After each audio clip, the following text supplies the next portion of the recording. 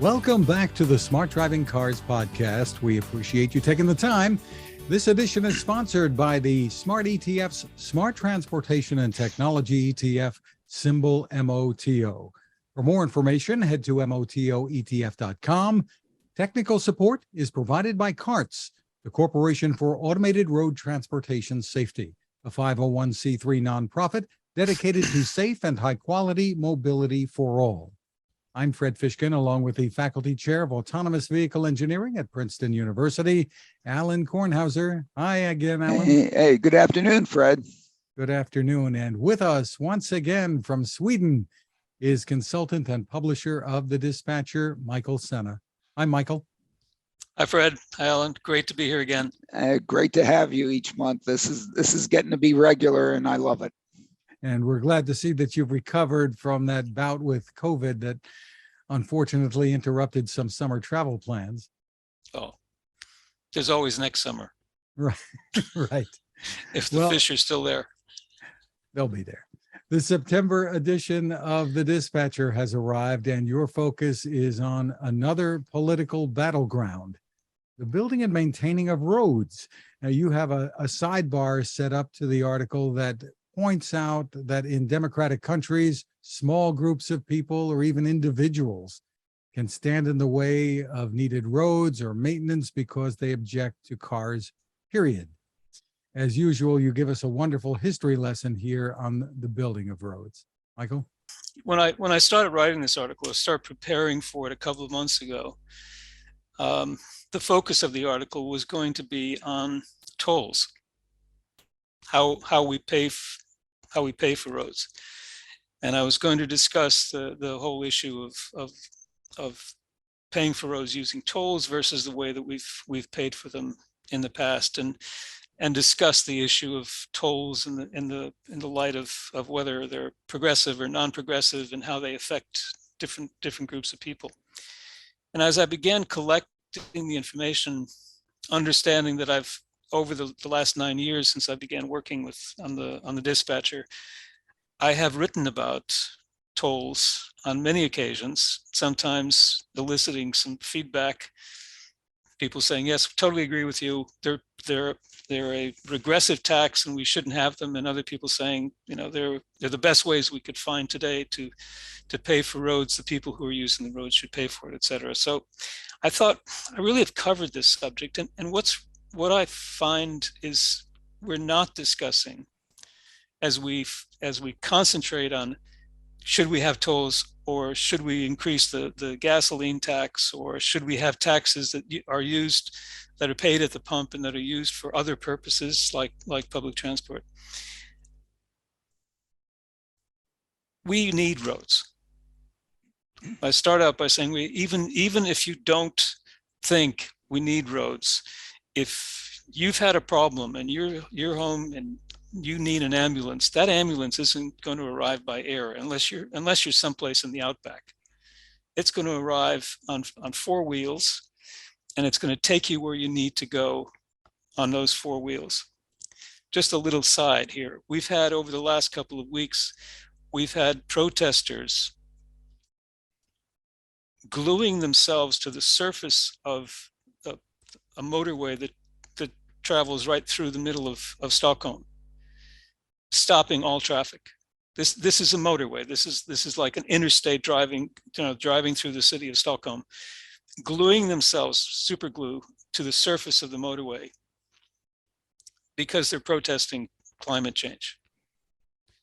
We've already had, in one instance, 2 ambulances were not able to get to the hospital in time to prevent further complications by the people who were in the ambulance. 8 people who were part of these demonstrations have now been brought.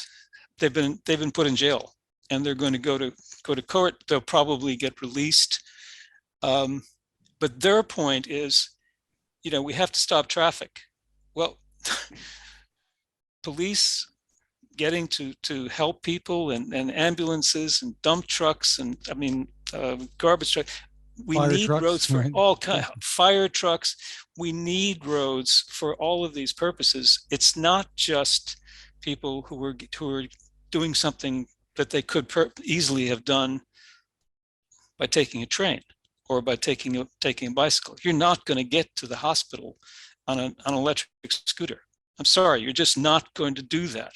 You're going to get there in an ambulance, or you're going to get there in a car. So the more I thought about this, I tried to focus on what is the problem. We're seeing the issue of roads in light of another issue, which is cars. Yes, cars drive on roads, and cars cause emissions, at least cars that are a lot older than the cars that they're selling today. But over the course of history, we've used roads as we've developed as human societies. We've used roads as part of that development. As our societies have grown and got more complex, they've gotten larger, from 150 people now to 30 million people in a single location.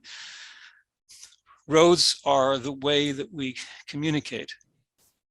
Trains came in for a period of time. Airplanes have come in. We've had other types of transportation, but roads we've had from the beginning of time, whether they've been people walking along them, but eventually the carts, and the carts getting bigger, and eventually cars and trucks and so on. Roads are a necessity. Now, if we had vehicles that hovered, we wouldn't necessarily need to have a surface on which they traveled, but we would still need a right of way. We can't drive around buildings, and if we like in the different movies that we've seen where they've got taxis up in the air, that's a nice idea, but it's not going to happen within a short period of time. So what I've said was that we've lost the focus that we should have on why we build roads. There's a need, there's a necessity for roads, and that necessity has to somehow be fulfilled. If we don't have roads, if we don't build them and we don't maintain them, we have to figure out ways of accomplishing those objectives that roads satisfy in other ways. And today we don't have those other ways. The other part of it is the right. Who has the right to take the land that's necessary for the roads? In times past, those rights were granted or they were assumed, but once the right was given, the road was built, and then people found the way of how that road was going to be paid and how it was going to be maintained. I mean, starting back with the Romans. And I think that's the reason why in the article I've tried to provide the background, how all of this has come to where we are today. And the third part of it is the will. We have to, if we're going to do this, we have to want to do it. And the want and the need are somehow connected. If we have large groups of people who say, we don't need roads, that implies that they don't want roads. They want to do something else other than what we do today on those roads.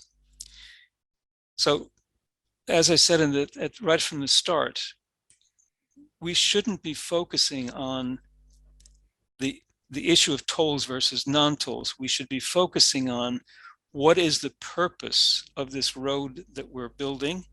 What is the need for this particular road in order to ensure that it's maintained properly? Because if you don't maintain the roads, like the old Roman roads, after when Rome fell, eventually a lot of the roads just went into disuse. Although, dig far enough down and they're there, and you can start using them tomorrow if you wanted to, because they were built so well. But if you don't maintain them, they're gonna turn into a lot of weeds. How we think about roads affects our willingness to pay for them. And I bring this back to the same issue that we have with a lot of things that are related to transportation. We're losing focus on what it is, what's the purpose, what's the objective. Our objective isn't to build electric cars. Our purpose and objective is to reduce emissions. And if you can separate these two, you can solve whatever problems you have much more easily than if you try to put two or three sets of objectives together and call them, the main objective. And that's what I've tried to do in this particular article. Well, you do get into some issues related to tolls, I guess, congestion pricing, Michael, which may be migrating from some European cities to New York City. Yeah, well, I think this is it's a perfect example, and one of the reasons why I changed the focus of the article. It's almost like we have to do certain things because someone thought that this was a great idea. It's like the Paris thing with, I don't know who was the originator, but the mayor caught on with this, the 15-minute city, and then the linear city, we'll talk about it a little bit later, that's been proposed in Saudi Arabia. There he's talking about the 5-minute city. You can get anywhere in 5 minutes. Well, in Paris, the objective is to get anywhere in 15 minutes. Well, New York in 1900, you could get anywhere in 5 minutes, pretty much on your feet, because that was the only way you were going to get there. And if you needed to get to, whether it's a church or synagogue or to the butcher or to wherever you needed to go, you needed to get there within a reasonable time. Otherwise, you're going to have to take an overnight trip. So that's an old idea, and that old concept of how cities worked. And if you want to bring that all back, you're going to a period of time when things were quite different, and this kind of nostalgia for people being able to get up and do everything that they wanted to do within a certain period, certain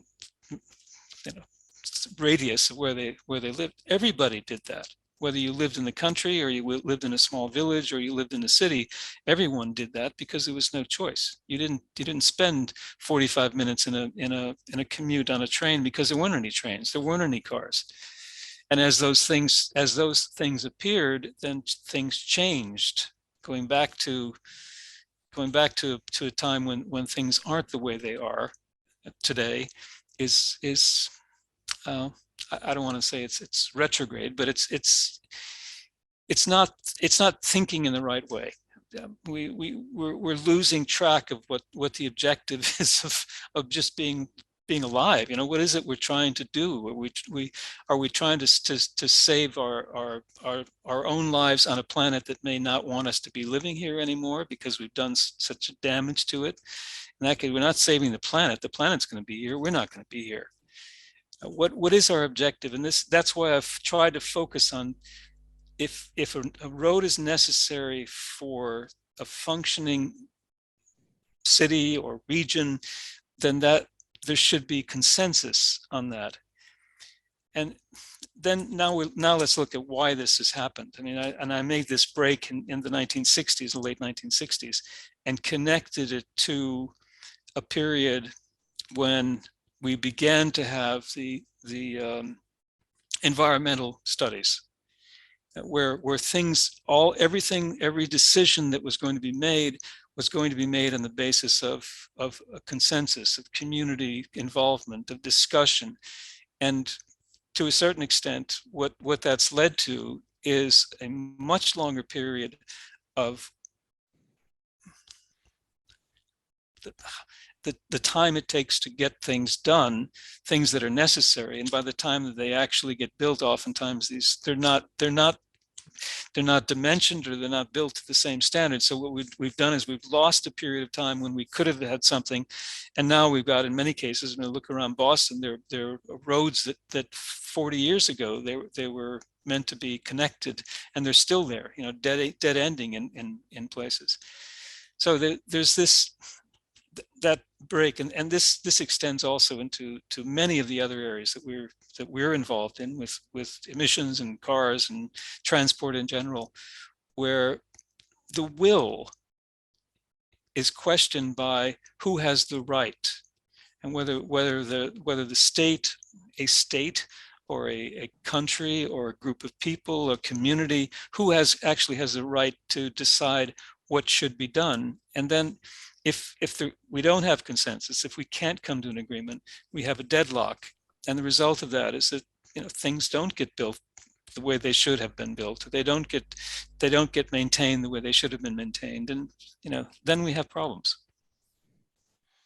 It's very difficult. I mean, the idea that we should all think the same way and all agree on something, whatever. I mean, there are different distribution of opinions about anything, and trying to make something good for everybody. I don't know. Maybe we should give it up or something like that. In the end, this is what we get, and can we make it better? I don't know. As you point out in there, we can go to where one individual and one government, the benevolent dictator, is the best solution. It's not the best solution. Well, I think it is, as long as I'm the benevolent, or as no. long as I agree with the benevolent, I'm a happy camper. But if I don't agree with it, well, let me define benevolent. So this is where we are. That for a long time I promoted personal rapid transit system, automated systems that we would build in guideways to provide mobility for everybody, and so on and so forth. And at some point even thought that if you build a new city, somebody would build one of these things as part of it, because hey, if you're starting with a clean sheet of paper, you should be able to do that. Until you come up against the issue that you pointed out. Are you going to have fire trucks on these things? Is this the way police is going to respond? Is this the way the ambulance service is going to respond? And you get down to, why do every, new development, new suburban development have a bunch of roads out there, required the developer to put in roads, is to do the basics. The fire, the ambulance, the police, and so on, mobility aspects of that.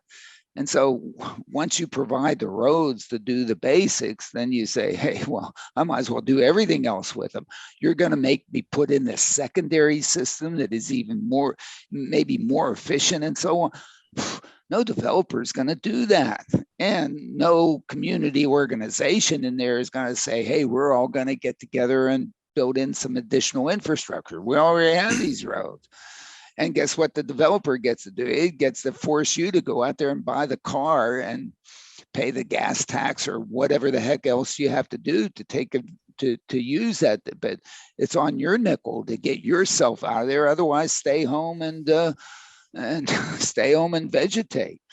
But if you then, for your own personal desires and your own personal quality of life, decide that you want to go to XYZ, it's on you to do it. And if you can walk it, walk it. But if you look at what society has done right now, if you look at any meaningful trip in the United States, any 90% of any meaningful trip other than take by walking is taken by people going by car. Okay, let's stop. Let's hold it right there. Before cars, you didn't take those trips. You didn't take them. You didn't go. You didn't, yeah. We can say, if you want to have what you had without cars, then take away the trips, because you can't take away the cars. Yeah, right. You don't have to go if you don't want to. If you think that you going is going to screw up the environment, don't go. Yeah. If you want to keep everybody else from going because you don't want them to do it, then you're imposing your whatever quality of life, your objectives, your desires on somebody else. Yeah. I don't know. Get out of my face. And to claim, I'm sorry. Yeah, and to claim that you're doing this, that like the people who've glued themselves to the E4 in Stockholm, to claim that you're doing this in order to preserve the planet for future generations is saying that those lives are more important than the lives of the people today. The person dying because they weren't able to get to the hospital is not relevant. What's relevant is that we save future generations. Now that's something that we can actually have a discussion on. Yeah, well, I mean, if someone was running for president or prime minister or senator, yeah, you know, they could have a debate about this. But I don't see this. I don't hear this kind of discussion. Yep. What's important? What are we trying to do by not building roads, by not maintaining roads, by having discussions about how are we going to pay for this and how are we going to pay for that, rather than saying, do we need it? If we need it, then we need to pay for it. Now, let's figure out the best way of doing it. One example, when we were living in Gothenburg, now we've moved from there 12 years ago, but just before we moved, good people of Gothenburg, city of Gothenburg, decided that they were going to have a congestion charge because Gothenburg is the second city. Stockholm had a congestion charge. They needed a congestion charge. Now, I lived and worked and drove around Gothenburg. They need a congestion charge for traffic congestion, like they need a hole in the head. So that wasn't the purpose. So they said, well, we're not going to use, this is not congestion charging. This is actually a tax that we're going to have in order to build a third crossing of the river that divides the two sides of the city. So I did a little arithmetic. You're really good at this. I'm not that good at it, but I did a little arithmetic and figured out that if every soul who lived in the Gothenburg region contributed a certain amount of money, it was 1,000 crowns, it's $100 each year, because everybody in the community, whether it's a little kid or an old person, even if they're not using the road, they're going to benefit from the roads for all the reasons that I talked about, the ambulances and the dump trucks and everything else. Taxis, if they contributed 100 crowns per year, it was actually $100 a year. And they did that for the period of time that they were going to have this. They could have paid for 10 crossings of the river compared to what they were going to collect in this congestion charging, using a very expensive system and paying most of the money to IBM to be able to manage this system. They could have collected the money and done exactly the same thing. That's what I'm talking about. What's the objective? How do you solve the objective? Not, let's have a toll. Let's not have a toll. No, we don't like tolls. Well, we do like tolls. Tolls are great. They're better than having a charge at the gas pump. That's my point. You mentioned charging from the gasoline and gas tax. Gas tax. In the United States, we're having a big question now with electric vehicles as to how we're going to collect some monies, because the gas tax was really supposed to be paying for the roads, and therefore we're not going to have a per mile tax and whatever, or something like that, so that those that don't pay gas tax will have to pay. And everybody wants to do that. And as you mentioned, IBM benefiting from, the congestion toll. It seems to me that all the folks that are proposing all these other mileage-based taxes are all the gizmo developers who get to put gizmos on your car and check over. To me, I always tell myself, I look at maybe the most elegant tax ever has been the taxing of the use of the roadways, because by putting a certain charge on gasoline, which is then proportional to the amount that you use, and in some sense proportional to the inefficiency or efficiency to which you use it. The more inefficient you are, the more gas you're using, the more tolls you pay. The more efficient you are, the less gas you're using. And, the incentives are absolutely all there. The charging of it at the wholesale level rather than at the retail level is like brilliant. I mean, you only have a few places in which the money has to be collected, and therefore is collected up front, and it's up to the whole retail sector to pull it out of everybody's individual pockets, which is all building it into the price. I mean, you almost can't think of a more efficient and in some sense equitable tax to put out there. It's all about how well or not well you use it. You go buy a internal combustion Hummer, you're going to pay a lot. You go buy a whatever that's very efficient, you won't pay as much. But aren't there equitable issues there too, Alan? Because whether you earn $10,000 or $800,000 a year, you're paying the same. Yeah, of course, there are always that issue, and there's that aspect of you can't get away. But in terms of if you're trying to promote efficient use and someone to buy a more fuel efficient and whatever, and put less damage on the road because you have a smaller vehicle, and I mean, it's all beautiful. And now somebody's going to try to figure out an algorithm that they put through a computer that they have to load up on your car. And I mean, it's just anyway. I just under the thought. Under the subheading, they'll never notice if we add a penny to the price of the lemonade. Right. I said this is a new business model was born, which has lasted to this day. I think it was pure genius. I mean, the whole concept was totally pure genius, including the charging for the license plates, charging an excise tax. All of this is sort of in the background. You don't have to worry about stopping to pay a toll, or even now. I mean, even though it's automatic, you still have to worry about whether or not I did. They put in the gantries, and if they don't pick up your Easy Pass, they take your license plate number, and it comes out and charges you $51 for going through it instead of a $7, which is what Delaware just did to us, which we're going like nuts. Yeah. Well, I'm waiting for the bill to arrive from Washington D.C. But I totally agree. I mean, it's easy. It was just easy, elegant. That's why they call it painless. Easy Pass, That's why they call it easy. No, that's not. No, the Easy Pass. It's the tax. It's the gasoline tax. And all they had to do. The thing is that I wasn't aware of the huge differences in state gasoline taxes. I mean, the federal gasoline taxes has been the same for quite some time, but the state gasoline taxes are major. And Pennsylvania is one of the highest, if not. Yeah, it's one of the highest, not the highest, but one of the highest. New Jersey used to be one of the lowest. We've built it up. In the commercial trucking sector has dealt with this and dealt with making trucking companies provide records of the miles driven in each state to redistribute the gasoline taxes or diesel fuel taxes paid by trucking companies.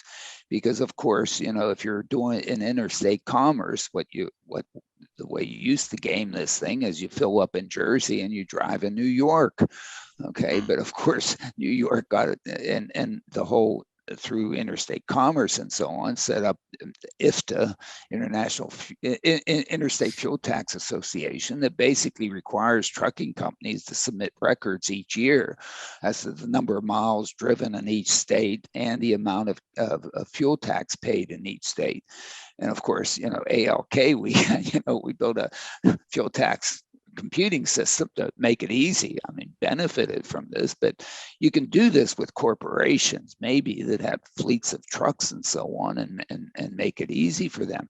To think you're going to do this easily for consumers, I mean, make it like it's filling out your income tax, your IRS income tax each year to determine how much fuel tax you're going to have to pay for what you've driven. Are you kidding me? I mean, none of us are going to do that. We're going to be like Greece. Nobody's going to pay that tax. I mean, they'll never be able to enforce it, I don't think. The other thing that I wasn't aware of, and this was news for me, of the 18.4 cents that the U.S. is paying at the pump, only 10.5 cents is earmarked for roads. Right. Right. And that I don't think that's something that is broadcast, but Reagan increased the tax to 9 cents with 1 cent going to the new mass transit account. That was the breakthrough. That was the breakthrough when he did that, because before that it was to be dedicated to roads, and then the 56 legislation that was part of the brilliance there, that they put that, because they knew it. Anytime there's there's a pocket with money, everybody's reaching into that pocket. Exactly. And then President George H.W. Bush raised it by 5 cents in 1990, with half of the increase going to deficit reduction. Clinton raised it by 4.4 cents in 93, with the entire amount going to deficit reduction. Everybody, patted Clinton on the back, saying, you decreased the deficit. Well, he had 4.4 and another half, 6. So in the end, he's got 8.4 that's going to the government, but only 10.5 is earmarked for roads. Because it was so easy to collect. Sure, of course. It was so easy to collect. I mean, and before that, they would write IOUs in Congress. They would borrow money from the Highway Trust Fund to do all this stuff and send an IOU. Now, whether or not all the IOUs have been paid back and so on, you have to do some digging. But these changes sort of codified it, made it into law, and actually it was a good source of money to tap without necessarily calling it a tax increase. Yeah, and the roads and so on, and whatever, whether or not they got maintained enough, whether we should have built more, not built more, whether we should have steamrolled our way through more communities or not done that, who knows? But my view, I've always wanted to have a student do a thesis as to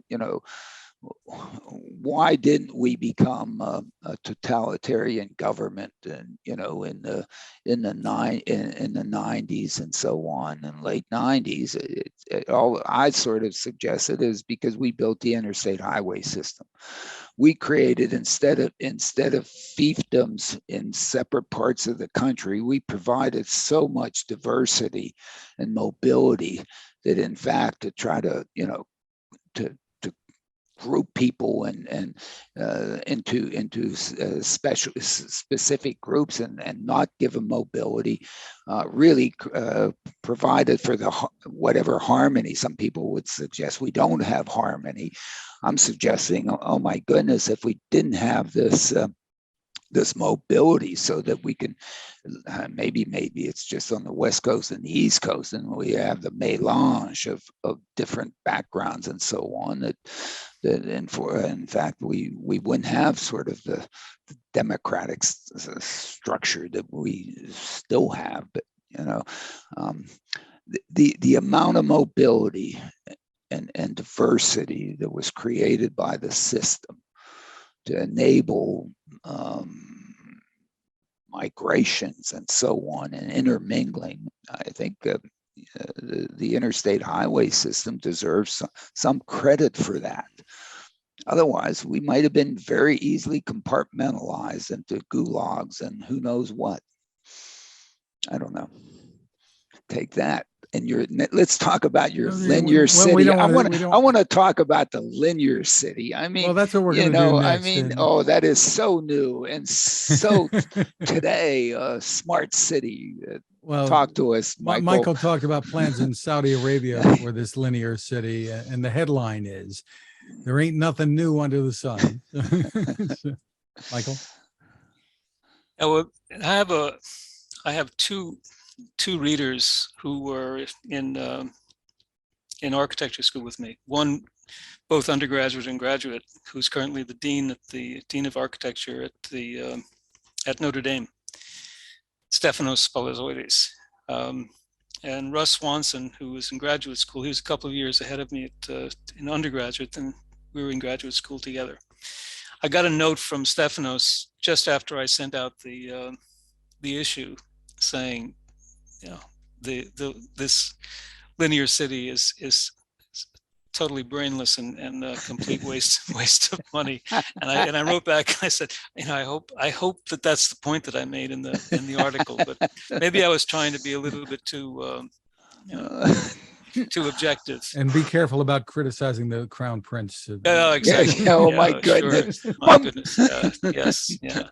Now the point here is that we've had lots of proposals, including by two of our professors at Princeton, Michael Graves and Peter Eisenman, with their New Jersey project, connecting New York City down to Philadelphia and eventually into DC. And none of these things have ever been built. But there was, after I put the issue to bed, I read something about the climate in the Middle East, not necessarily just Saudi Arabia, but the climate in the Middle East becoming so extremely hot in 50 years' time that it probably won't be possible to live there at all. So maybe this is the way that the prince is going to keep his kingdom together, but putting everybody in one building, and having a lower air conditioning bill presumably, and forcing everybody to live in this, however, 105-mile long, 168 kilometer, 200-meter wide, 500-meter high linear city with 9 million residents, I guess. Why would 9 million people want to live there? Search me. I mean, because if they don't, it's 180 degrees. Yeah, exactly. But are they forced to do that? I mean, why wouldn't you move to Sweden? I mean, cut it out. I mean, this is like it's almost silly. It's almost silly. So it is, but it's a complete waste of time and money. But I mean, and to gain efficiency in mobility. Oh, the main purpose is so that everybody's within 5 minutes of a Michelin, a 5-star restaurant. Oh. That's the objective. Okay. You go down your this is an elevator bill. You go down your elevator, you get on the high speed train. You get anywhere in 20 minutes, one end to the other, 20 minutes. And explain that elevator concept to me. No, I understand, but how many places does an individual want to go in whatever amount of time that you want? And if you have enough money to pay for what's happening, restaurant prices, I don't see how anybody goes to a restaurant anymore. I don't know what's happening in Sweden, but oh my goodness, really? That is a quality of life that everybody is so desiring to have. I want to go back. I want have a little garden and and whatever, and just stay home. Really? No. That's who are these folks? And if you can afford all that, you can afford to have everybody come to your house and make it for you and whatever. I mean, really? And that's what gets me about most of these so-called smart cities concept. They are focusing on improving an efficiency of something, mobility, to get to everywhere, many places within X minutes at no cost.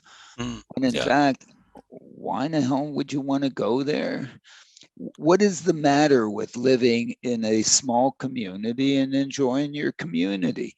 Yeah. And maybe instead of going and making, 20 longer trips per whatever unit of time, why do I have to do these every day? Can I make what I have around me very close, something that I enjoy consuming on a daily basis? I really need all this variation, all these different, are they all if they're all 5-star Michelin restaurant, why do I need to go to more than one of them? Okay. You mean there's really a 5.5-star and a 6-star and there's a French variety, different cuisines. That's it. I must. Oh my goodness! I mean, the variation that I need to really. But just think how easy AVs are in a linear city, Alan.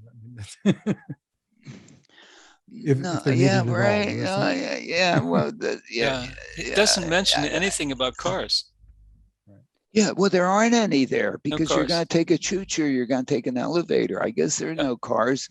You're all going to go in there with everybody and whatever and whatever and whatever and really and then you're going to walk it or you're going to use your electric bicycle or whatever. I don't know. No, Anybody just going to go there? Nobody's going to. And if you're so darn good, why don't you just make your apartment in this thing, have all the things and all the VR guys are gonna say, put on a virtual reality glasses. Get out. I mean, it's just goofy. Good time to break. We'll be back, but this is a good time to remind you about our sponsor, the Smart ETF's Smart Transportation and Technology ETF, symbol MOTO. To get more info, head to motoetf.com. On the website, look for a white paper. It's called The Smart Transportation Revolution. You'll find it under the Insights and News tab. Some great information there to help you make informed decisions about investing. ETFs, you probably know, can be a smart way to spread risk with investments and maybe focus on a particular category of stocks. The website, once again, is motoetf.com. We are back with more of Smart Driving Cars and our guest, Michael Sena, publisher of The Dispatcher. Michael, in the September edition, there's a headline that says, aluminum makes cars, China makes aluminum. And this is just the latest story that you've written that relates to China. Yeah. This came about through an assignment that I've had, small piece of work related to looking at what are the supplies of aluminum and where are they coming from, and particularly recycled aluminum and how much of that is being used in cars. It's quite a lot. I mean, and relating the use of recycled aluminum, the increase in recycled aluminum, to the increase or the decrease in the weight of cars, which is now being offset by the weight of batteries. So for a long period of time, we were getting more and more efficiencies out of lighter and lighter cars. Even though cars were getting bigger, they were approximately the same in terms of weight.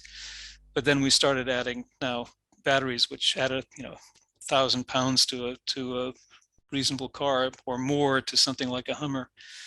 Don't get Alan started on. Yeah. And it's the more you look at this, it's like the same old story over and over again. Looking at the value chain for aluminum, 20 years ago, China made some aluminum. 10 years before that, it made none. 20 years ago, before it entered the World Trade Association, it made some aluminum. Now if you had all the aluminum production in the world, it's not equal to what China produces. China produces more than 50% of all of the aluminum. And aluminum is primary aluminum that's made from bauxite.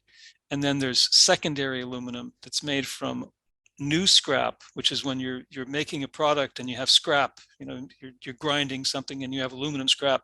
You collect all that up and then you resmelt it. And then you have old scrap. So something has reached the end of their life, or things that most like aluminum cans, which are the most recyclable. Coors has a recycling can production where they take all of the not only their own cans, but cans that are from everybody, and they make the aluminum. Like 75% of all of the aluminum that's in use, that's been produced since the first time that aluminum was produced, is still in use.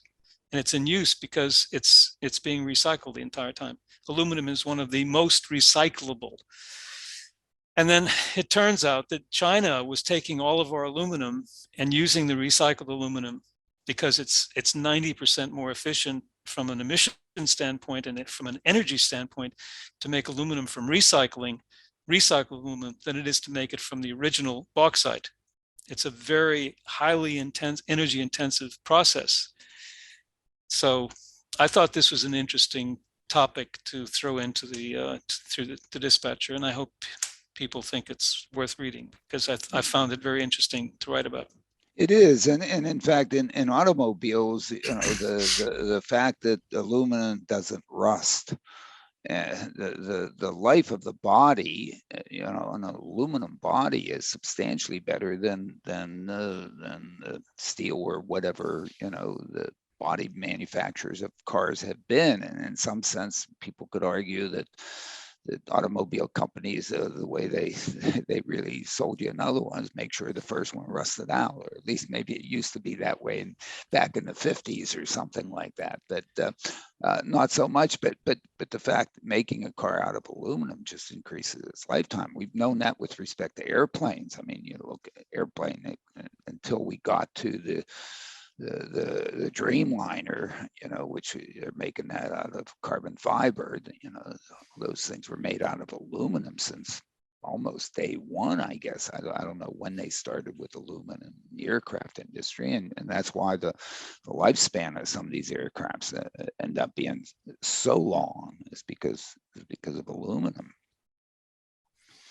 China, meanwhile, Michael, you point out, banned Teslas from the location of the annual Communist Party summer retreat. Alan's we waiting can't do still that? for that invitation, right? but and that was over. We're going to have a concern. We're going to have a Communist Party annual retreat. What? Go ahead. But that was because of security concerns, and you get into that a little bit. Well, security concerns by the Communist Party, because the Teslas have got so many cameras, no LiDAR, but they've got plenty of cameras where they can take, and all of these shots are going back to the mothership somewhere in the US and being processed by their nifty Dojo. Artificial intelligence. I love processors. Dojo. I love Dojo. Yeah. Again, I thought this was an interesting topic, particularly because it doesn't seem that anyone in the European Commission has picked this up as being something that's something that they should be concerned about. I mean, those same cars are floating all around in Europe, taking pictures of everything and everyone, just like Google was going around taking pictures of everything and everyone, and has had to do something, process those images so that you can, you know, faces aren't shown, and, you know, certain names aren't shown unless they want to use those. There doesn't seem to be anything that applies to Tesla. So the point here is that there is a country. You know, another for the China enviers, there's a country that actually does something about privacy, and it can do it just like that. You know, no Teslas off the streets, get out of here. All right, now we're gone. You can come back, take all the pictures of everybody else, but you better make sure that you're sending them to us, not over there. Yeah, but what about the Baidu cars? Don't the Baidu cars and so on have cameras? And in fact, you know, there are cameras all over Mercedes and everybody else these days. And Mobileye is out there collecting it all over whatever and so on. And in London, there are cameras everywhere. And in Stockholm, there are cameras everywhere. They're like cameras. Yeah, but there's a difference. There's a big difference between the cameras that are, you know, looking over the pubs all around the city, all around London, versus someone having all of those cameras in their car floating around taking pictures of everything. And sooner or later someone is going to stand up and say, okay, Tesla, you've had your fun, now the party's over. We actually have laws in Europe. You don't have them there, but we have laws in Europe that say you can't do this, and so you can't do this anymore. And of course, he's going to whine and you know, no, you just don't want me to be president. That's why that's why you're invading my property. You don't want me to be president. Oh, sorry, he's not running for president. He's trying to get his job back as the chairman of the board. Then there's this, GM makes OnStar a mandatory option. How do you figure mandatory option? For That's all why, that's view- why the sick is in the title. Are wheels mandatory option or what? This Well, is for I know that- Buick GMC and Cadillac Escalades, and you Yeah, well, put it's that in because as the photograph shows, those are often combined at a dealership. Those three, it's like Lincoln Mercury, where Lincoln Mercury were sold separately from Right. yeah, Pontiac, Oldsmobile. Yeah, it's an oxymoron. You can't. But trying to explain why they're doing this and how this has all come about is important again for us to understand and appreciate that the car companies are in a bind because they look at Tesla being able to mint money by getting people to pay for something that doesn't work completely. I mean, 12,000, I don't know what the price went up recently. Going up to 15, going up to 15,000. 15 G's. September 5th. I got to go in and put in my order. I have to go in and put in my order before September 5th. I'm not, I have one friend who, I mentioned him earlier. He owns a Tesla. I'm not sure if he drives it himself. It's in California. I don't think it made the trip out to Notre Dame with him. And we haven't discussed this because we're friends. So I'm not, if you want to buy a Tesla, you let me know what your experience is. I hope you'll keep a diary and I can publish it if you'd like. Or you can publish it yourself on your own blog. I might, the diary. I'm keeping a diary on my current car as to how well it operates with the things that it has. Actually, it's pretty darn good. I'm pretty happy with it. But I'm not doing crazy stuff. Back to GM and OnStar. Yeah, let's go back to that. Yeah. Okay. OnStar. General Motors has never quite figured out what it wants to do when OnStar grows up. It had a terrific idea in 1996. Terrific. And it made that, it created an entire industry. The system actually worked really, really well from day one. They considered a lot of things at the same time, and everyone tried to copy it, but no one was able to do exactly what they did. And they had it, it was like the gas tax. They built a business model around it, but they kept trying to fiddle with it. They always, somebody came in and they wanted they wanted to own it, or they wanted to change it, or they wanted to do something with it. And as a result, they still don't know what to do with it, but it still works. But to come around and say to the customers, you have to pay X number of dollars for this. You can turn it off, but you still have to pay the money for it. You have to take it, even if you don't want it.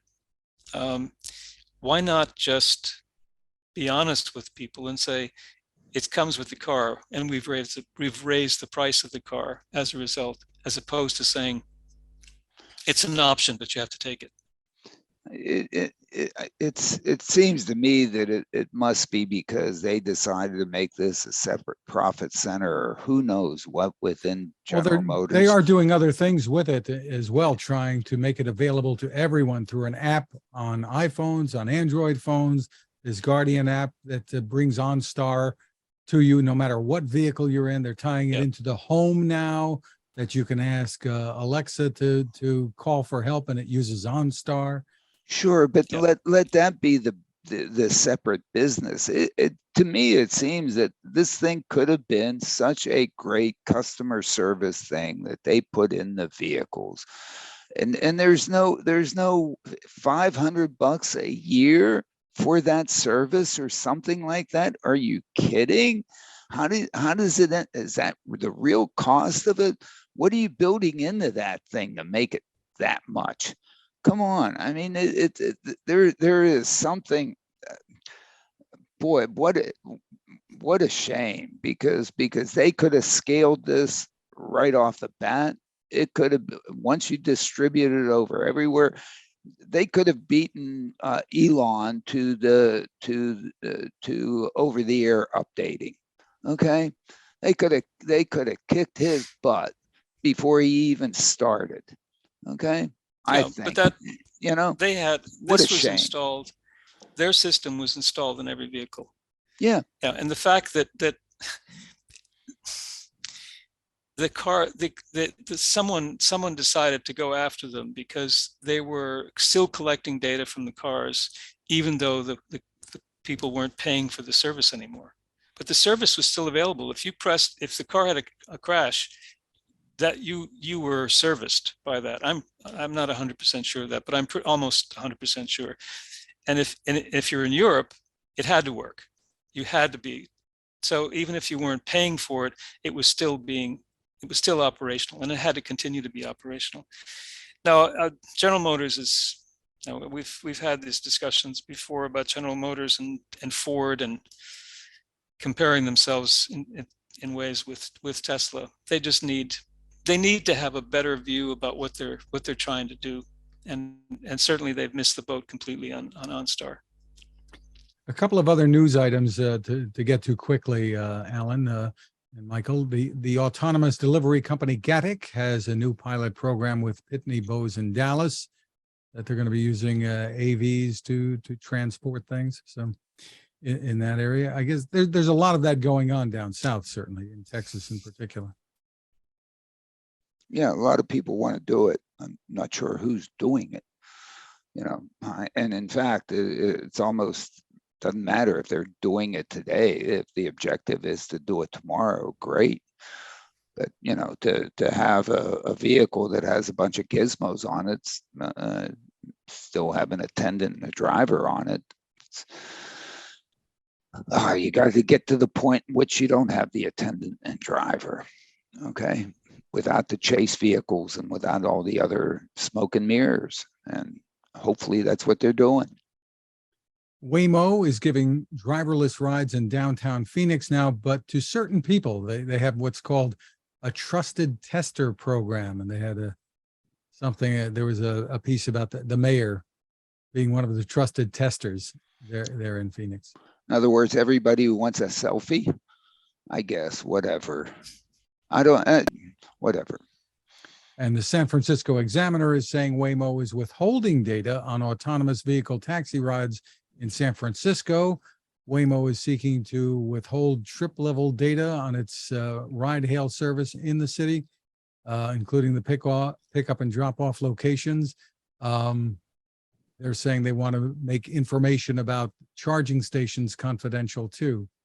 So I'm not sure what's going on there. What are they hiding? I mean, Uber and Lyft in New York City have to make trip-level data available, okay, as part of operating. What are they hiding? What are they hiding? Are they providing mobility to people, and you want to hide it? I don't. It doesn't mean you have to tell them who and whatever. But what are they hiding? They may be hiding the fact that they don't have too many. They don't have a business. That's most likely. Okay, that's most likely. And if they're hiding, they don't have a business, then maybe they should come to some place where they could have a business. Okay, for example, like Trenton, I'll say, or New Jersey. I mean, we have customers here, and we're looking to find somebody who's going to actually serve the customers. And when we serve the customers, we'll let people know who we're serving, not who we're serving, you know, where they wanted to come from and go to. This is about mobility, not about LiDARs, schmidars, and bidars. Okay, not about dojos, gizmos, and wojos. It's about mobility. Okay, and at some point, you know, the 300 and whatever billion that's been invested in this technology is going to have to deliver mobility. Otherwise, the whole thing's going to have to be written off. And there are going to be some very unhappy people with deep pockets who have put in an enormous amount of money in here that are getting that didn't flip it in time and are going to get roasted. Alan, you also have some comments about what GM's president is saying about autonomous vehicles, and in San Francisco and I guess elsewhere. Well, he's proud that they're doing it in the most difficult place. Actually, they're not. If you want to do it in the most difficult place, go to Manhattan. Okay, probably. If you're, but why start at the most difficult place? Are you looking to fail? Really? You're not Frank. Okay, and who knows how Frank got to become Frank Sinatra? Okay, it wasn't easy for him, I don't think. All right. He started in Hoboken. That's a really he started in Hoboken. Okay, absolutely. And I'm saying, hey, maybe that's where you should look at Hoboken. All right. In a sense, again, I think it's wonderful. They're serving mobility needs in San Francisco when Muni doesn't operate in the middle of the night. That is a fantastic thing for you to do. Okay. But the rest of it, go down the most curvy street in the world. Who cares? Cut it out. Finally, Baidu's Apollo Go service has reached, they say, 1 million EV autonomous rides in China. They are now charging fees as well. I don't know what an EV autonomous drive is. I mean, is it mobility provided without a driver, so it's really inexpensive? Okay. Or did they have an attendant inside and so on, and it's just like taking Didi? Even more expensive because you have to put the gizmos on the car. I mean, what are we trying to do here? Michael tried to point out with respect to the roadway systems and so on. What's the objective? The objective of all this autonomous, or whatever autonomous that people call it is to try to provide affordable, equitable, high quality, sustainable mobility to folks. Okay.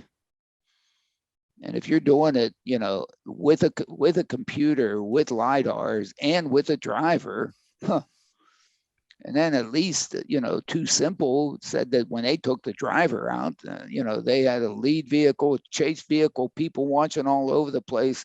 Said that's not the way to do it either, because if you do it that way, it costs like $50 a mile. Yeah. Okay. What are we trying to do here? And let's be clear about it. It's not to be, oh, we got AI, we have Dojo, we have full da-da-dee-da-da-da. I mean, if you call it self-driving, why the need of the word full? I mean, self means, I mean, look up the definition of self. That's like, full,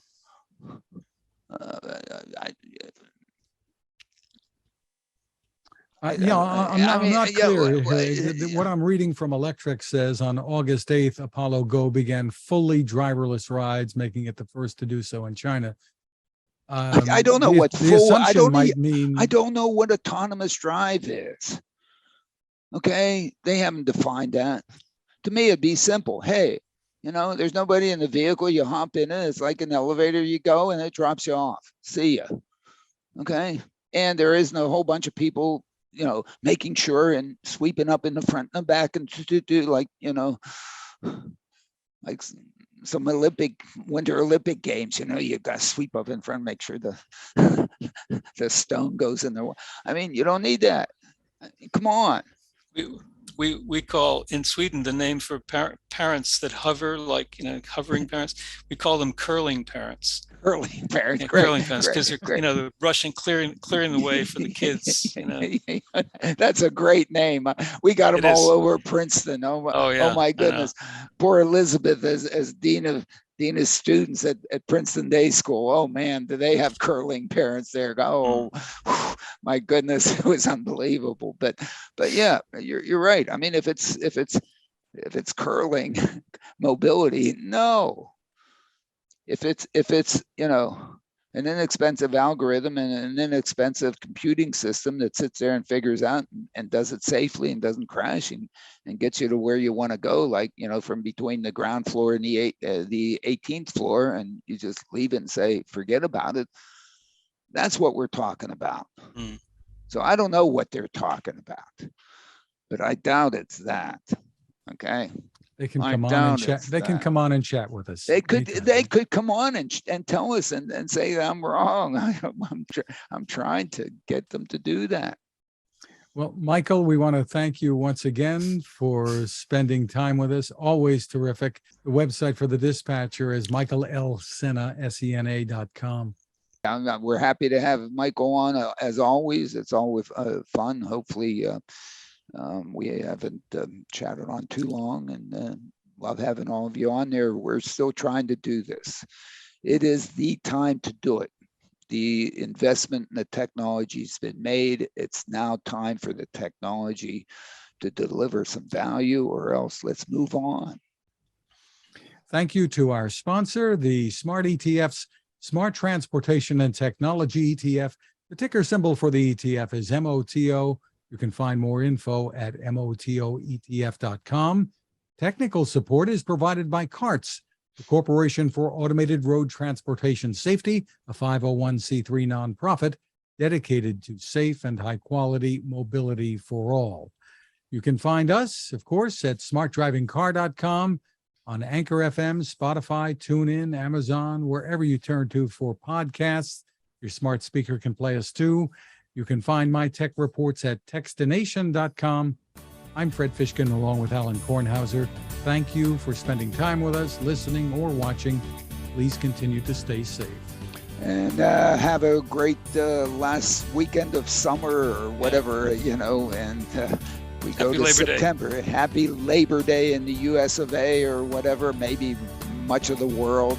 And, we get back to normal or whatever, hopefully normal in September.